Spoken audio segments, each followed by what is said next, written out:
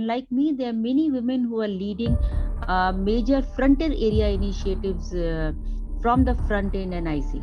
So that is another very unique characteristics of NIC. So overall, I would say it's been a very satisfying journey. Feel really privileged to work across so many things, and somewhere also have a sense of satisfaction that through a lot of IT solutions we could make some impact in the life of people across India.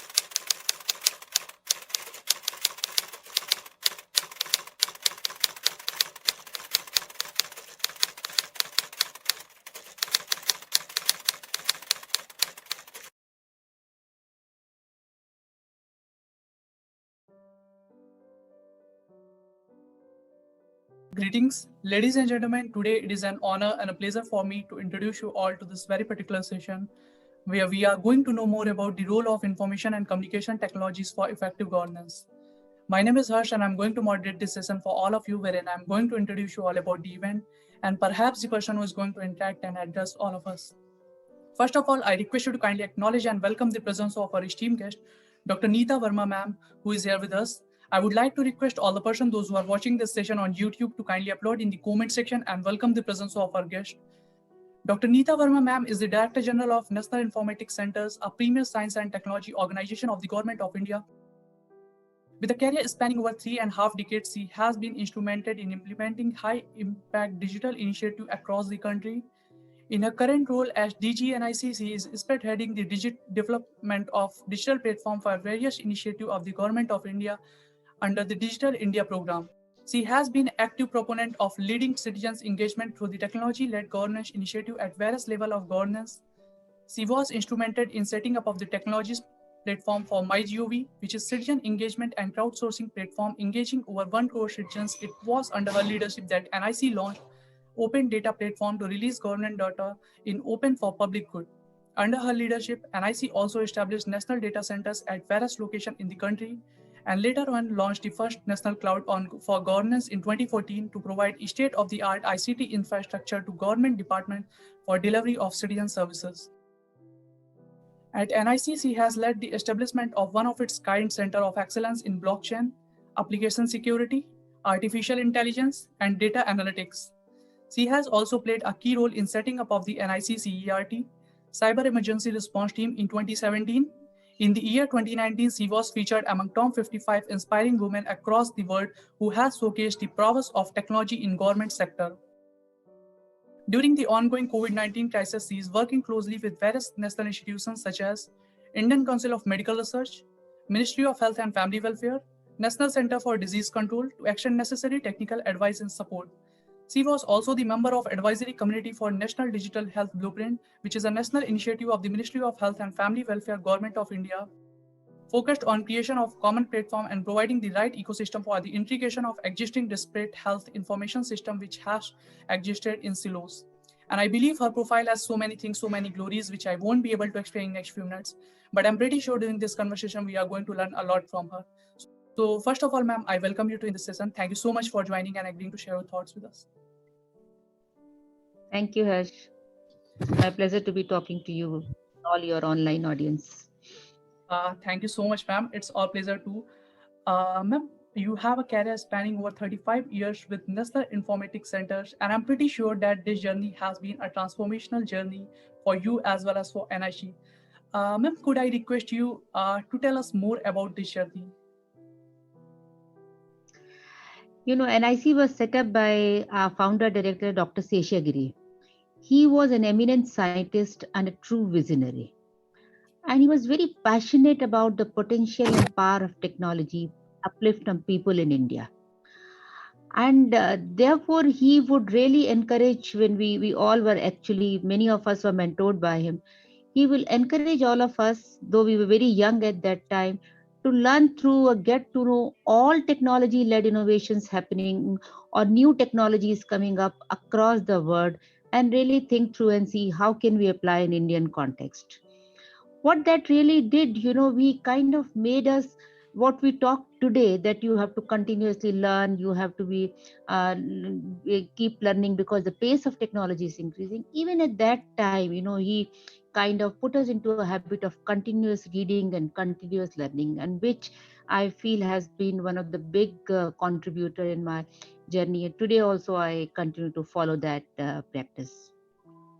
Second thing was, though it's a pure government institution, but uh, through its basic foundation, which he has set up a culture, and I'm trying to take his legacy forward, is it's a very nimble organization.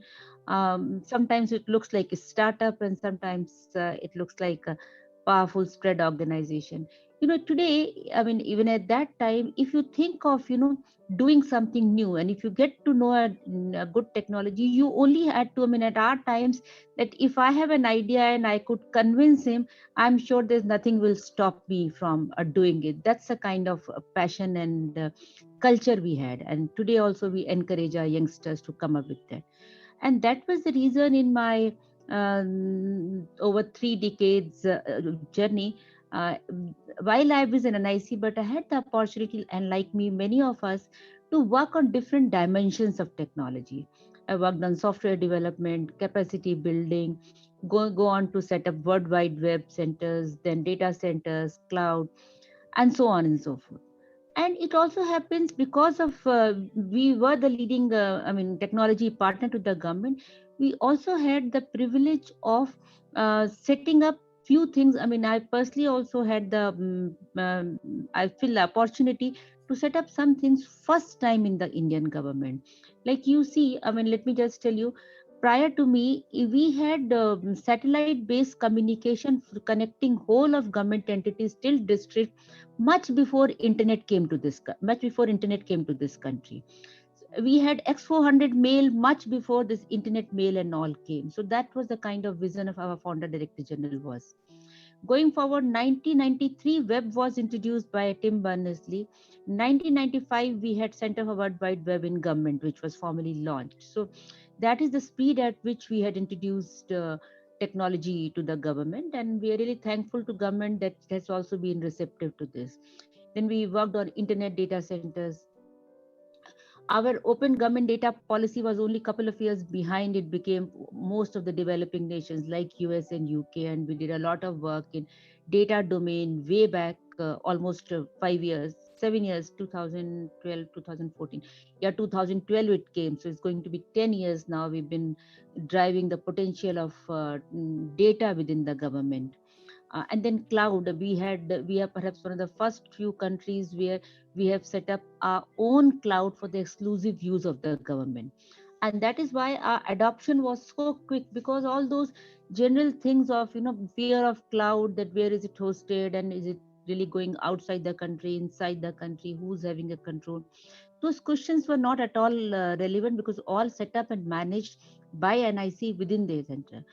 They only had positive things to look, and therefore not only it helped us, it also helped government in leapfrogging their initiatives. They could launch their initiatives in 2 weeks time, 4 weeks time, which earlier used to take year and a half. So that is a speed these initiatives give.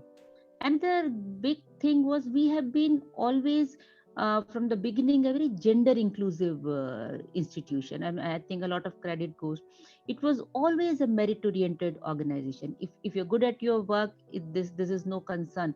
So like, I started looking after data center, which is deep tech, which really needs you to be working 24 cross 7 and look after right from those cooling to everything, to all those aspects of fire and all, but had the opportunity. And like me, there are many women who are leading major frontier area initiatives from the front end and IC. So that is another very, very unique characteristics of an IC. So overall, I would say it's been a very satisfying journey. feel really privileged to work across so many things, and somewhere also have a sense of satisfaction that through a lot of IT solutions we could make some impact in the life of people across India. Indeed, ma'am. I think it's a kind of privilege today. We got to hear all these things from you, and I think the viewers, those who are watching this session, they will are really going to inspire from this. And not only I think, but I do strongly believe this. Ma'am, my next question to you is: National Informatics Center has established itself a premier government organization, and today its presence can be felt pan India with the initiative and program it leads. Ma'am, may I request you to could you please tell us more about the detail about the NIC, its various initiatives and programs? Yeah. So see, NIC, if you really ask, is constitution. So it is an attached office under Ministry of Electronics and IT, and it has today around 800 offices pan India. So we have office attached with every ministry, major ministry of the government of India. We have offices in every state government, state capital, and then we also have small setups in every district collectorate. Through this, we have entirely we work on three fronts.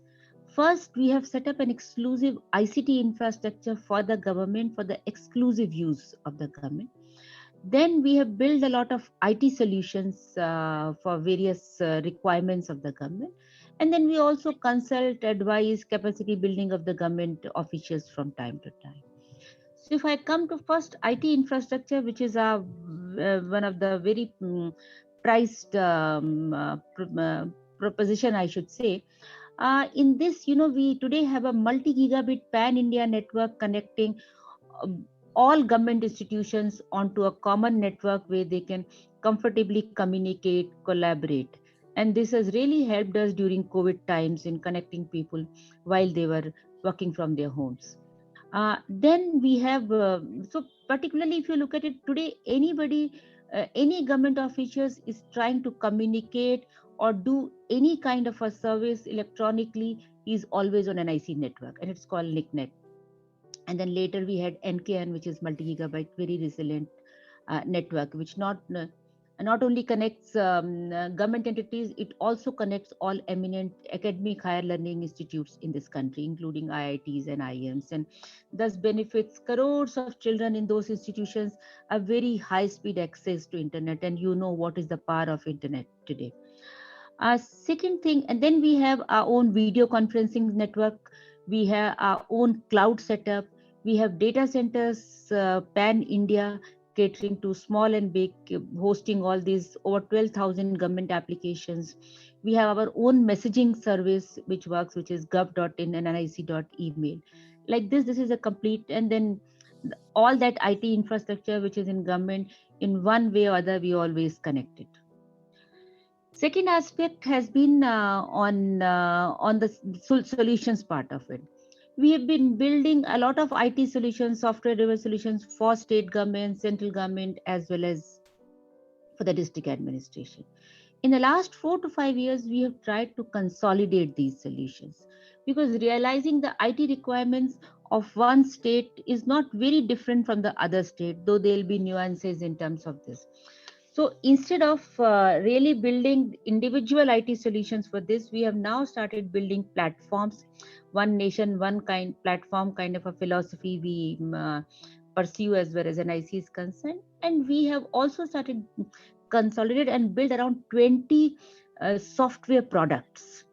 As you know, Prime Minister had given a call that we should be a software product nation. From services we should go as software products, and we also had a software product policy announced. So under this we have built some very wonderful software products with, and these kind of range from helping government doing their internal work, which will be like e-office, which is working in over 600 government offices pan India, which is almost all state governments, central government. We have e-hospital, which works over 300 hospitals, common product, one code works across all those things. Your public distribution system, these ration shops, automation, there's one nation, one ration card kind of a, so those kind of build big IT systems platforms. e-way bill, e-invoice, which helps government, better compliance of people with GST. So even in finance, the complete government finance, public finance management system, the complete flow of government funds right from center to departments and to states, finally to beneficiaries, all is through handled to the IT systems we have built. So there are a number of, especially courts also, if you look at it, all courts in the India use a common IT system across this. So this has been a sense of satisfaction, and what it has really helped, because though we are through widespread, but we are a very very light touch organization, and we do not have a luxury of having too many manpower. So with these products, now we've been able to build one product and use it across all the state governments. So that way, a very high order of optimization and very high order of efficiency and better quality control has also started coming in picture. And some of our products are now being in demand even by public sector units. So we have a Section 8 company called Nixie, NIC Services Incorporation. Through them, we offer these products. We have started offering these products to even public sector units. And we also now trying to go with these products, go global, and even to global markets, we will be offering these products as we go. And there are many more things. I think for the right now, it's sufficient. Indeed, ma'am. I think it was really a very insightful answer from your side. Ma'am, my next question to you is to meet growing consumer expectation in digitally driven world, government, its organization and companies are dealing with huge amount of real-time data and creating personalized consumer experience to stay relevant. Emerging technologies such as artificial intelligence, data analytics, blockchain, etc. are the new buzzwords.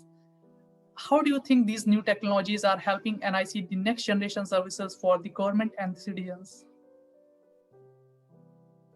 Oh, very great question. Data has a huge untapped potential in the government. And interestingly, government possesses a whole lot of data through it collects through various surveys, it through various services it offers, as well as various other time to time schemes through which it kind of distributes the benefits to the people at large. And in this process, a lot of data is getting collected. And interestingly, as we are passing and we have high speed networks across India, a lot of this data is now coming in real time right from the source. And so therefore, to bring this culture of data analytics, culture of database monitoring, culture of data driven insights, culture of data driven governance, we had actually set up in 2018 a center of excellence in data analytics.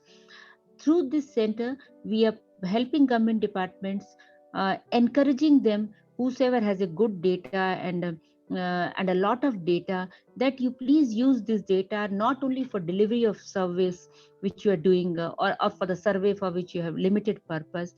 Take it across, and we can help you doing various kinds of analysis across this to really derive full value out of this data. We also are encouraging government under our open government data initiative, the data whichever you think does not have any confidentiality or any issue of privacy, that data can also be open to public at large, startups at large, so that they can derive further benefit out of it, which we have not been doing. And it really has a huge potential. And I'm really happy to say that in the last, though we had initially begun in the next term of this government, which came a directive came to all ministries and departments that all they should have a dashboard. Each ministry should have a dashboard through which they should reflect the progress of all their flagship programs, how much has been achieved, what was the target, and things like this. So it began from this dashboards kind of thing, a data driven journey, I should say, began. And as we are passing through, and it definitely needs a lot of cooperation and excitement from the department side also. But we have set up this unit which is ready, very well equipped, can work on multitude of tools and technologies to help these things. And as I'm seeing, particularly I have seen after COVID, lot of demand for the new assignments on this is coming, because I think COVID has, people have also seen that how the data has been used for prediction of spread of COVID, for managing right from masks to ventilators to COVID hospitals and now COVID vaccine distribution. And this first hand experience, it encourage and all these government officers, bureaucrats and secretaries and all to really first hand see the power of data, and looking from them, they are now leveraging this in their day to day governance. So I feel we'll have a lot of data driven governance coming in the next 1 or 2 years across these things. Coming to AI and all other emerging technologies, in 19 we had set up Center of Excellence on artificial intelligence. In fact, only on Monday we had celebrated our first AI day, to just celebrate the whatever little success we have achieved in this span of time after we had launched this center. And I feel AI personally has lot of potential as far as India is concerned. The first and which is very low hanging fruit is this conversational AI, which can really help these chatbots and voice bots. They can really help government connect with the citizens, answer all their queries. Their need to go to government offices can be eliminated. And all that middleman where they get misled can be completely system. But what you need to do to be really serving billion people is that you need to come with language based solutions, dialect based solutions. So a lot of work to be done, and we are basically doing POCs and pilot applications in these areas to demonstrate the use of it. And I'm sure once we demonstrate and various state governments understand the potential and see it happening, we will see much more happening. Similarly, we had early this year we had set up Center of Excellence on blockchain, because we feel beyond cryptocurrency, blockchain has a lot of potential in government, particularly when it comes to certification of records, or ascertaining the originality of the thing, be it drug supply chain or be it food supply chain, and or blood banks. And so we are in the process of developing a national level certificate chain.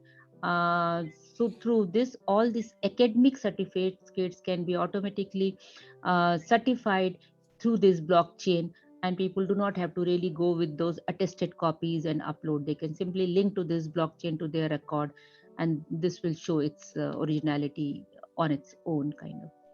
So a lot of applications, but if I really say three domains where these emerging technologies will play a big role. One, of course, is connecting the government with citizens, giving them much better user experience, the way you get when you try to connect with some private apps. You should have similar kind of an experience. It can also help prevention of fraud as well as prevention of leakage of funds as it goes. It has a load you can do, take these, because now with cloud computing and lot of tools on data analysis part of it, you can do analysis on data as it is flowing in your system, and you can do real time analytics to respond and prevent that those frauds from happening or prevent those leakages from happening. So therefore we are now promoting a new concept of fraud analytics into IT systems. Should be also an essential part of the whole design of the system. So I think we will see much innovation, and I really look forward to our startups showing far more innovation in this, because they are much more closer to the people. uh, so good times to see these things. Indeed, ma'am. I think you have given a very detailed overview on the importance of data, importance of AI, and the importance of chatbot and voicebot. And it's hard to disagree with that. Artificial intelligence will be the future. Ma'am, my next question to you is, at the time when the world has suffered from the global pandemic, India has worked towards converting this crisis into an opportunity and strengthen its fight by becoming Atmanirbhar or self-reliant. What are your recommendations to foster self-reliance, especially through information and communication technology? If you look back for the last 8 to 9 months, or maybe now even more, we really had gone through times which we had never imagined before. I mean, with the kind of all these ways and means to our disposal, we will come through these kind of times was not really imagined by many of us. And what has really made us going during those initial times, whether it was connecting to the friends, connecting to families, or taking care of your basic needs, be it education, health, or even buying your essential goods. Technology has been the core at the center of our discourse, whether our personal lives, professional lives, or even our social lives, so to say. And therefore, technology, therefore, I always say, while COVID has brought a lot of adversity, it brought a huge opportunity for as ICT industry and ICT driven and all those who are connected with this. And therefore, going forward, we'll have a lot of digitalization coming onto this.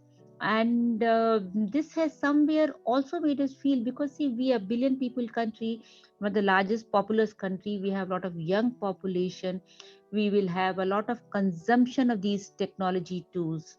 So it is important that we make these things in house, we make ourselves atmanirbhar, from the point of view of that pride of being built in India, design in India, but also this will push our economy further, because we have the consumption within the country. So even if you talk of mobile apps, you see there is still, all of you, if you look back, the number of mobile apps which you are using are not made in India. So there's a huge scope to do a lot of made in India app. It is also important because as these apps will go further, they'll go deep and deep into our lives, and their safety, their security, privacy of individual is also important. So and therefore we should build our own apps into almost all domains, and there's a huge scope. We are also one of the largest consumer of the electronics in this. You look at the amount of mobile phones we have in this country, or a consumer electronics, medical electronics, or even laptops and servers. And I think there is a huge opportunity, and our Ministry of Electronics and IT has launched a number of schemes, performance linked schemes, to promote manufacturing of electronic goods, mobile phones, servers into this country. And I think each one of us who use in this industry, whether you are devising a software, or you're designing a hardware, or you want to build even a small component of that, should really leverage this opportunity. And we should all work together, government, private, startups, MSMEs, to make India Atmanirbhar, which is the vision of our Honorable Prime Minister. And I think this is the best time to achieve this. All right, ma'am. Again, you have given a very detailed overview, and I think the viewers who are watching this session, they are going to recognize this opportunity and will convert this crisis into an opportunity. Ma'am, my next question to you is: as the Honorable Prime Minister has led out a vision of 5 trillion economy by the year 2025, and I believe technology will be a major contributor or enabler to achieve this vision. How do you think ICT and organizations such as NIC can contribute to this dream? Nowadays we are actually promoting, under the direction of guidance of our Secretary Mighty, a concept of public digital platforms, because we feel these platforms and data are the two factors which is going to drive this growth in economy. So when I say public digital platform means a platform where all stakeholders of that particular sector, be it public or private, or MSME or startups, can really connect and collaborate to create new products and services for billion people.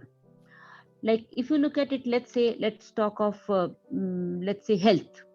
So if we build a public digital platform, let's say for health, where all doctors can connect, all health facilities can connect, where patients can connect, whereas all these people who are providing solutions, all teleconsultation platforms can connect, all these AI driven solutions which is coming in diagnostic and preventive health, all of them can connect. And if you could make a platform where not only I'm connecting, I'm also leveraging on the strengths of the solution, or I can build solutions on already developed kind of a solution. We could do a lot of innovation, and I think there is a lot of scope. Like, let me give you a simple example. We said in electronic health record, once all these hospitals are connected, as a one patient, when you go one hospital to other, so you will have different records generated. Today, what do you do? A common man, what does he do? Poor fellow carries all those records into a bag and always moving it to the hospital.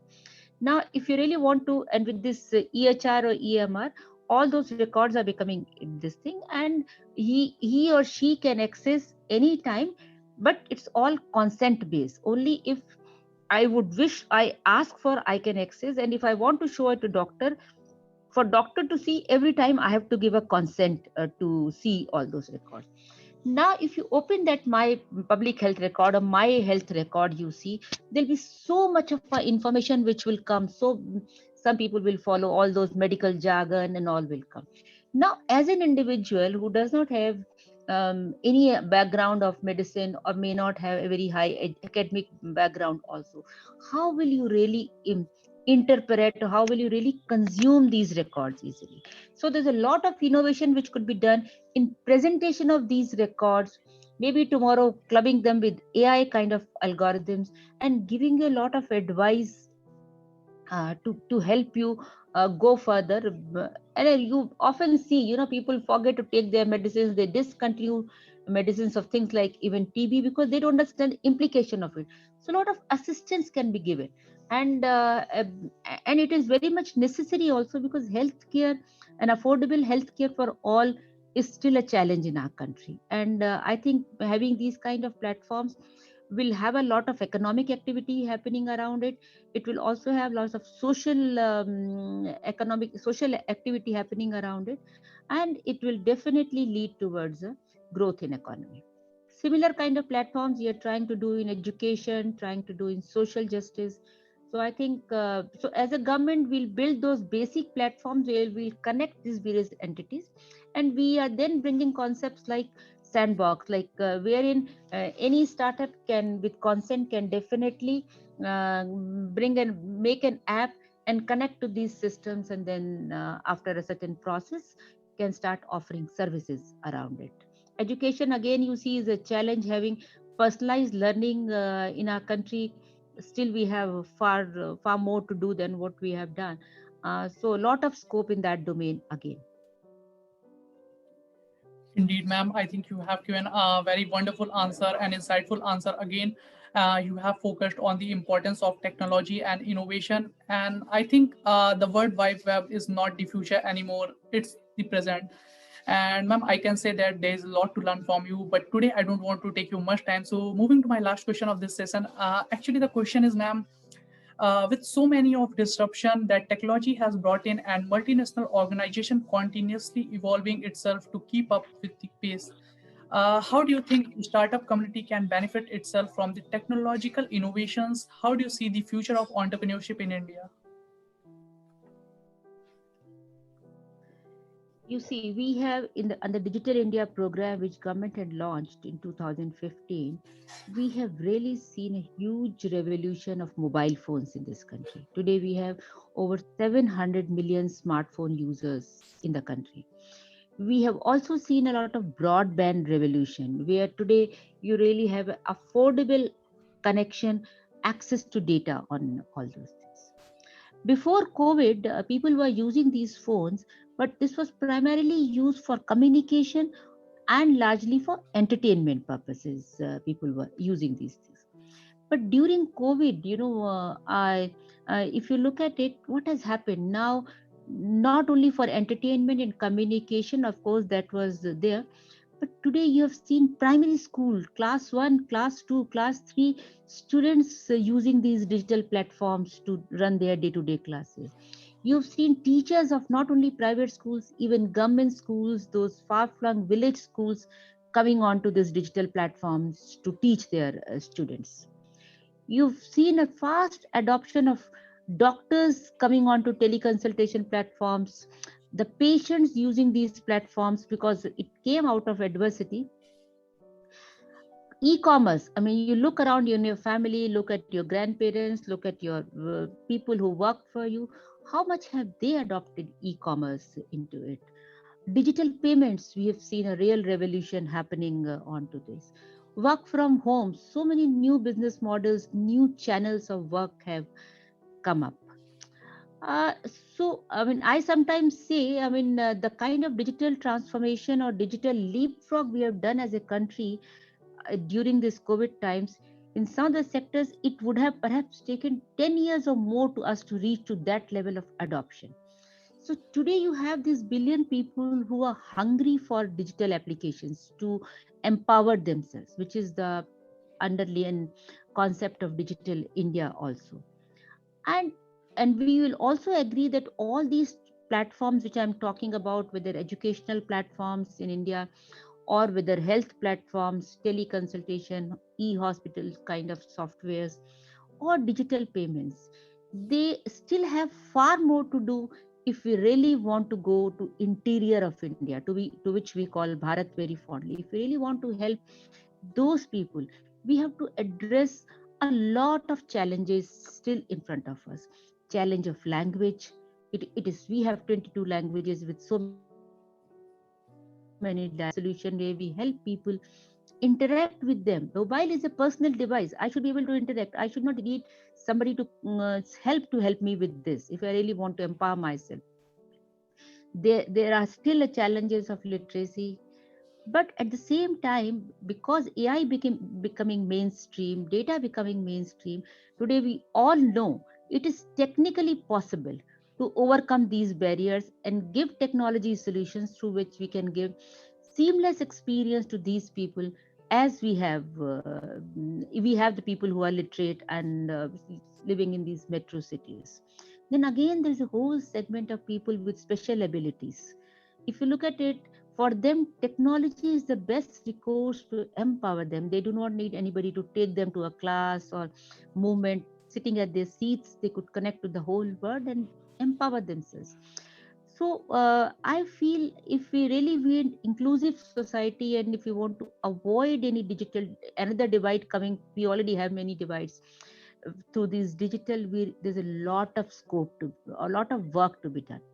So and startups and entrepreneurship really fits well into this role, and government also being open with this public digital platform, opening up its repositories and with coming up with this concept of sandboxes. The process of onboarding or launching an application, and with also advent of cloud computing and more and more cloud computing coming in country, it'll become far more easier. So if you ask me, perhaps this is the most exciting time for the startups to really leverage this opportunity and pursue their dreams, and also help India build India of our dreams, and being Atmanirbhar, of course. Indeed, ma'am. Very meaningful. Again, it was a quite meaningful and quite inspiring message from your side. And I think the viewers, those who are watching this session, they will surely going to connect with it. And ma'am, thank you so much for joining and giving your important time. It was a healthy discussion with you on the topic. We look forward to conduct more such session with you in future if possible. And I must say, thank you so much for giving your important time. And trust me, ma'am, it was one of the most inspiring conversation I have ever had on personal level. Thank you so much, ma'am, for joining. Thank you. Thank you. Wish you all the very best in your future endeavors. Thank you so much, ma'am. Thank you, ma'am. On the ground is where I stand. Never give up, that was always the plan. It's so cold outside. I'm alone, I'm alright. It's so cold outside. I'm alone.